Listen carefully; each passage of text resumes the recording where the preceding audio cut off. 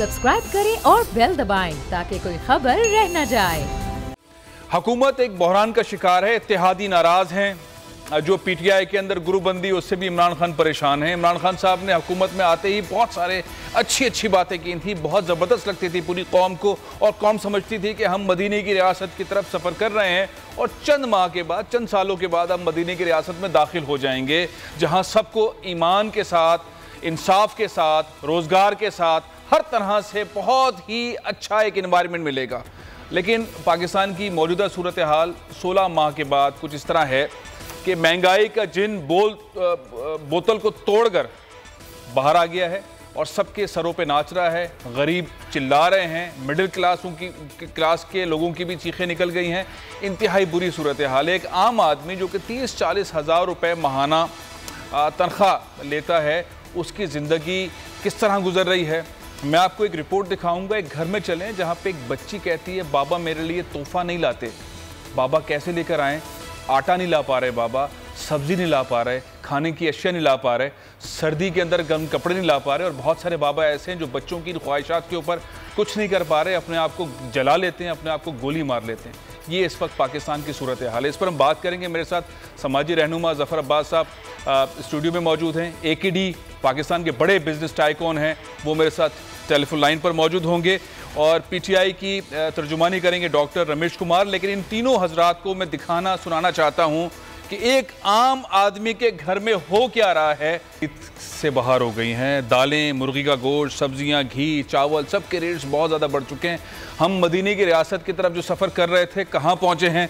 ज़फ़र अब्बास साहब, हम कहाँ पहुँचे हैं और आखिर वजह क्या है कि हम इस महंगाई के अंदर आके फंस गए और हुकूमत जो कहती थी वो चीज़ें हो नहीं पा रही, गवर्नेंस मैनेजमेंट की चीज़ें दिखाई नहीं दे रही। ग्राउंड पर आप काम कर रहे हैं, रोज़ाना लोगों को खाना खिला रहे हैं, लोगों के घरों पर जा रहे हैं, जो लोग खुदकुशियाँ कर रहे हैं वहाँ आप उनके पास जा रहे हैं। इतनी ख़राब सूरत हाल है। मैं अभी जब आपके प्रोग्राम में आ रहा था फैसल साहब, उस वक्त भी मेरे ऑफिस में फैमिली बैठी हुई थी कि शौहर का इंतकाल हो गया और बेवा हमारे ऑफिस में बैठी थी कि दफनाने के पैसे नहीं है। बेवा बैठी थी कि अब बेवा बैठी है, शौहर मर गया है, दफनाने के पैसे नहीं है, ख़ानदान में भी किसी के पास नहीं है। मैंने अपना बंदा उनके साथ रवाना किया, उसने मुझे कंफर्म किया कि वाकईन घर में मौत हुई हुई और बीवी गायब थी घर से, लोग परेशान थे। अब मालूम हुआ पैसे लेने गई थी। वो हुक्मरान जिनके बच्चे इस मुल्क में नहीं है, वो हमारे ऊपर मुसल्लत कर दिए गए। वो लोग जिनको पता ही नहीं, मदीने की रियासत की बातें हो रही थी तो सुंदल खटक के कारनामे ये कौन सी रियासत में लेकर आ गए आप। बात यह कि इन्होंने लोगों को जिस तरह से जलील किया, हुक्मरानों ने पूरी फौज एक सीट के पीछे दौड़ रही है, इनको फिक्र ही नहीं है। इन्होंने अगर मैं सिंध गवर्नमेंट की बात करूं, इन्होंने सिर्फ बार दाना यानी 2 रुपए की प्लास्टिक की बोरी के पीछे, क्योंकि ओमनी ग्रुप पकड़ लिया गया, इन्होंने 2019 में गंदम ही नहीं खरीदी 4 लाख मेट्रिक टन।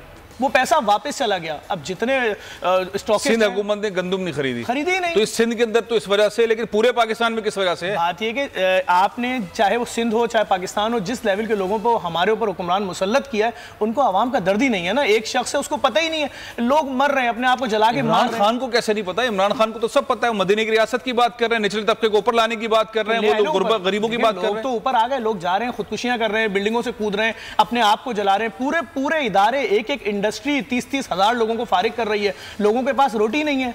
ये अगर ये बातें कर रहे हैं कि हम लोगों को इंसाफ दिलाएंगे, फलाना दिलाएंगे, ये सब इनके नारे थे। इन्होंने लोगों की जान निकाल दी। इसको क्राइम रेशियो तो देखें, परसों लांडी में 4 मोबाइल स्नैचर पकड़े गए, लोग उनको मार रहे हैं।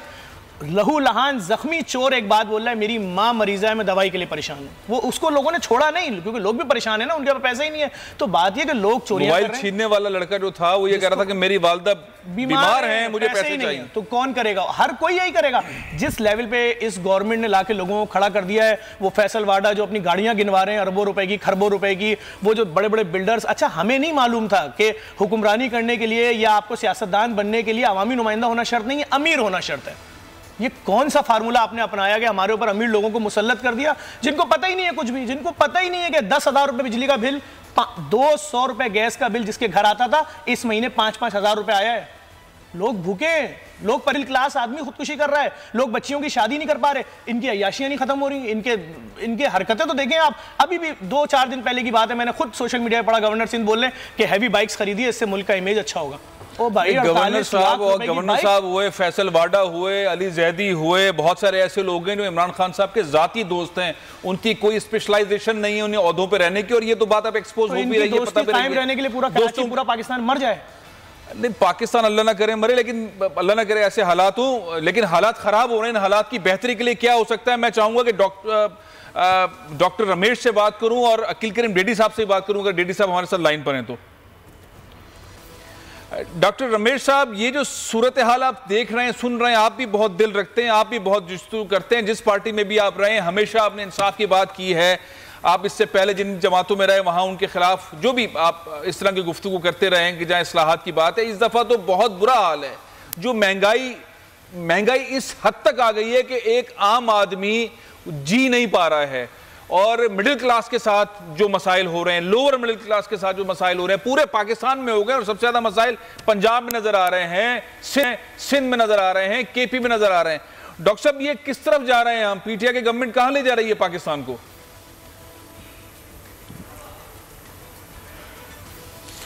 देखिए, मैं समझता हूं अभी इस बजट तक 4-5 महीने तो और हालात ख़राब मुझे नज़र आ रहे हैं। देखिए, मिसमैनेजमेंट भी है और कुछ ऐसी चीज़ें हैं जो इस्लाह किया गया है जिस इस्लाह की वजह से महंगाई बढ़ेगी, और कुछ मिसमैनेजमेंट है, जिन चीज़ों की ज़रूरत नहीं थी वो चीज़ें की गई है। गंदम के हवाले से जो आपने बात की, आज से 4-5 महीना पहले मैंने प्राइम मिनिस्टर साहब को, स्पीकर को, अपने कमेटी के मेंबरान को, मैंने जब 32 रुपये में गंदम यहाँ से एक्सपोर्ट हो रही थी तब मैंने कहा था कि गंदम आपको यहाँ पे 50 रुपये में नहीं मिलेगी, गंदम आपको परचेज़ करनी चाहिए, मगर आपने वज़ीर आज़म से कहा था ये परचेज़ नहीं की। मुझे गंदम का आज से भी आगे बहुत ज़्यादा, मैंने बिल्कुल कहा था कि सर गंदम जो है उसकी पॉलिसी गलत अडाप्ट की जा रही है, गंदम की शार्टेज होगी, चीनी की शार्टेज होगी, और ये अभी गंदम गवर्नमेंट को खरीद, यानी कि इमरान खान साहब के पास ऐसे एमएनएज एमपीज ऐसे लोग हैं जो उनको बता रहे थे, आपने बताया डॉक्टर साहब इमरान खान को कि गंदम एक्सपोर्ट ना करें, पाकिस्तान में कोराम आएगा, महंगाई होगी, मुसीबतें फंस जाएंगे पाकिस्तानी, लेकिन आपकी बात इमरान खान ने नहीं मानी।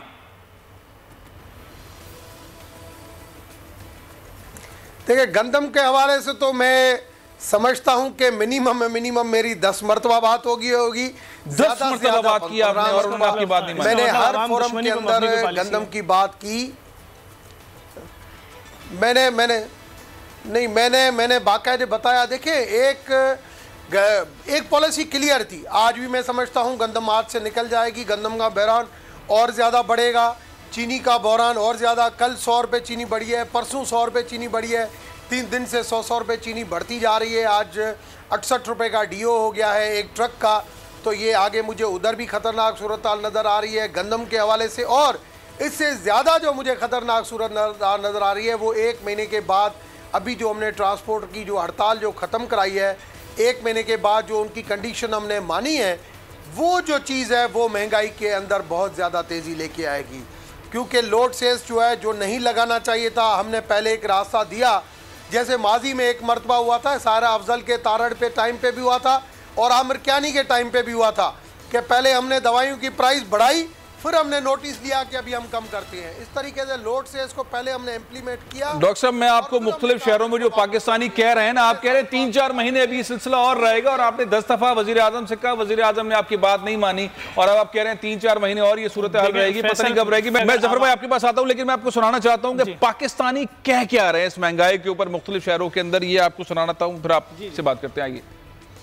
महंगाई बहुत होती जा रही है, भी इनू कंट्रोल करना ना, इन्होंने थले का पता, आटा जड़ा वो 60-70 रुपये किलो हो रहा वा। और इमरान खान ने ठीक कहा था कि सुकून जो है ना वो कब्र में मिलेगा। अब इन्होंने ऐसे हालात पैदा किए हैं कि अब वो जो गरीब आदमी है उनकी जो कब्र में जाने के जो है ना दिन वो नजदीक आ गए हैं। लेकिन हालात ये हो गए कि 1.5 साल के अंदर अंदर जो है गरीब गरीब हो गया और अमीर अमीर हो गया। जो भी मसाले वगैरह चावल सारे महंगे हो गए, गरीब के 2 वक्त की रोटी खाना भी मुश्किल हो गई है। ये तो सच है कि मुश्किल है, लेकिन जो हालात पहली हुकूमतों ने किए हैं ये उसका नतीजा है, मैं समझता हूँ। ये जो गवर्नमेंट चल रही है इसका तख्ता गुल हो जाना चाहिए। ये जो इनके इत्तेहादी बने हुए हैं ना, ये आगे से हमसे भी वोट मांगने आएंगे तो इनको छितर ही पड़ेंगे। पिछले आदमियों का कीता किराया अगे आ रहा, आवाम तंग हुई पई है, महंगाई हैगी है, मानने असीं, मगर इमरान दा कसूर नहीं है।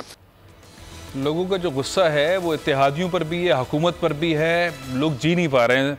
ज़फ़रबाज़ साहब, ये लोगों का गुस्सा तो जरूर है, लेकिन गुस्से से होता कुछ नहीं है, लोग बाहर निकलने को तैयार नहीं है। आप फैसल भाई, मैं आपको बिल्कुल सच बता रहा हूँ, मैं आवाम के बीच में बैठा हुआ हूँ, लोग मैयतें नहीं दफन कर पा रहे। जुल्म की इंतहा, ये हुकूमत इतनी फ़कीर हो गई है कि इन्होंने कहा डेथ सर्टिफिकेट 200 के बजाय 1300 रुपये का मिलेगा। मतलब जो हुकूमत मैयतों में पैसा कमाएगी, इनकी हालत देखें।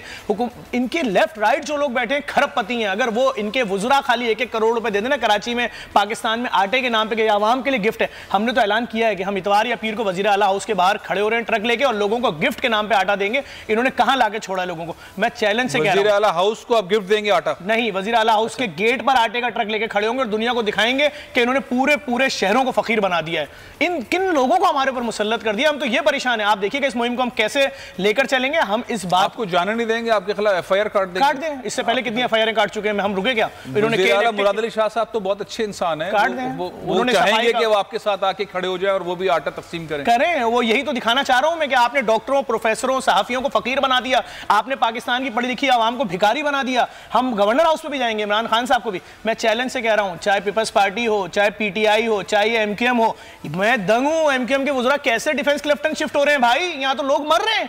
मैं आपको चैलेंज से कह रहा हूं, जरा सा वेट करिए, एक अवामी इज्तिमा होने दें। वज़रा डिफेंस के लेफ्टिनेंट शिफ्ट हो रहे हैं। मैं नाम नहीं लेना चाह रहा, मैं तो आपको सिर्फ अभी इतनी सी बात बोल रहा हूं। उनकी बात वजारतें ही नहीं है, सिर्फ जरा सा एक वजारत है वो छोड़ दी। फारूक नसीम तो पहले ही ऐसी जगह रहते थे। फारूक नसीम इनकी बात कौन सी सुन रहे हैं? तो MQM का कौन सा आदमी जो डिफेंस? मैं अभी खुल के बोलूंगा मसला खराब हो जाएगा। मैं तो सिर्फ इतना कह रहा हूं, एक अवामी इज्तिमा होने दीजिए।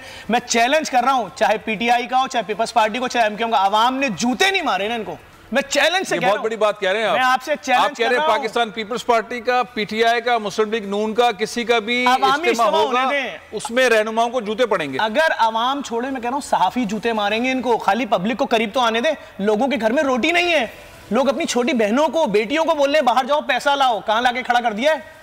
लोग मरीज अस्पतालों में पड़े हैं। आप चले जाए, मैं कल रात में जिना अस्पताल में खड़ा हुआ था, कसम खा के बोल रहा हूं, मरीज लवायकीन के साथ खुले आसमान नीचे पड़े। इन्होंने एक काम अच्छा किया है कि सिविल अस्पताल के बाहर जो लोग खुले आसमान नीचे पड़े थे ना, मरीज जो अंदरूनी सिंस है, उनके लिए टेंट लगा दिया है। उनके लिए टेंट लगा दिया। डॉक्टर रमेश, एक और काम भी कर रहे हैं आप लोग, आप दस्तरखान लगा रहे हैं सैलानी के साथ मिलकर, और कह रहे हैं कि जिनके पास खाना नहीं है वो आके खाना खाएं। कल पिम्स के अंदर एक दस्तरखान लग गया, पूरे पाकिस्तान में दस्तरखान लगाएंगे। 5 करोड़ से ज्यादा लोग पाकिस्तान में जो है वो गुर्बत की सतह से नीचे रहते हैं। डॉक्टर साहब एक चीज बताऊं, मैं डॉक्टर साहब एक चीज बताऊं, 5 करोड़ से ज्यादा लोग पाकिस्तान में गुर्बत की लकीर से नीचे रहते हैं। एक आदमी 6 रोटियां रोजाना खाता है। तकरीबन पाकिस्तानियों को रोजाना 30 करोड़ रोटियों की जरूरत है। 30 करोड़ रोटियों की जरूरत है रोजाना। क्या दस्तरखान के जरिए इमरान खान PTI की गवर्नमेंट 30 करोड़ रोटियां रोजाना सप्लाई करेगी सैलानी के थ्रू, और लोग खाएंगे पिएंगे, इस तरह से जिंदगी गुजारेंगे। साथ कुछ और नहीं चाहिए, सालन वालन कुछ नहीं चाहिए। से मैनेज किया, मैं समझता हूं हमारी पॉलिसी को सही तरीके से हैंडल करने की जरूरत है। जब तक पॉलिसी हैंडल नहीं होगी, आज हमारी अगर फूड की मिनिस्ट्री देखो के ऊपर रिसर्च होनी चाहिए, 1 एकड़ से हमारा क्या निकलता है और दुनिया के और ममालिक में 1 एकड़ से क्या निकलता है, ये भी हमें सोचने का मकाम है कि हमें उन चीज़ों के ऊपर भी फोकस करना चाहिए। तो बहुत ज़्यादा वर्किंग की ज़रूरत है। इस वक्त जो हालात हैं वो बिल्कुल, जो आपके साफ़ी बोल रहे हैं, वो हालात बिल्कुल ख़राब हैं। मैं समझता हूँ, देखिए बात यह है कि जिन चीज़ों का सियासतदान को 4 महीने पहले पता नहीं हो तो उसकी प्लानिंग के ऊपर क्वेश्चन मार्क आ जाती है। गंदम के हवाले से, चीनी के हवाले से, ये मैंने चीज़ें मतलब 4-4, 5-5 महीने पहले मैंने इंडिकेट की थी कि ये चीज़ें आगे होंगी। तो रमेश साहब भी तो आपके साथ ही फिर भी उन चीज़ों को रेक्टिफाई नहीं किया गया। हम एक ही पेज पे हैं, जफर भाई भी, आवाम भी, आप भी, मैं भी, सब एक पेज पर है। वो दूसरे पेज पर डॉक्टर साहब कौन है? दूसरे पेज पर जो है हुक्मरान किसी और दुनिया के, इमरान खान साहब लंदन के एनवायरमेंट में रह रहे हैं, कौन नहीं आ रहा है? रमेश साहब के पास आवाज नहीं आ रहा। फैसल भाई 30-35 लाख मोटरसाइकिलें कराची में हैं, उसमें लोगों के पास पेट्रोल डलवाने के पैसे नहीं। इतना महंगा कर दिया इन्होंने पेट्रोल। 35 लाख मोटरसाइकिलों वाला शहर कराची, उसमें लोगों के पास पेट्रोल डलाने के पैसे नहीं है, रोटी खाने के पैसे नहीं है, रोटी के साथ जो चीज़ें खानी उसके पैसे नहीं है। लोग मकान का किराया दें, 3 चीज़ें लाजमी हैं। मकान का किराया दें, लोग जहाँ नौकरी करते हैं वहाँ आने जाने का किराया दें, या के इलेक्ट्रिक और सुई गैस के बिल भरें। के इलेक्ट्रिक एंड सुई गैस के, आप इनके खिलाफ बात करिए, आपके खिलाफ पर्चा कटवा देते हैं। सब्सक्राइब करें और बेल दबाएं ताकि कोई खबर रह न जाए।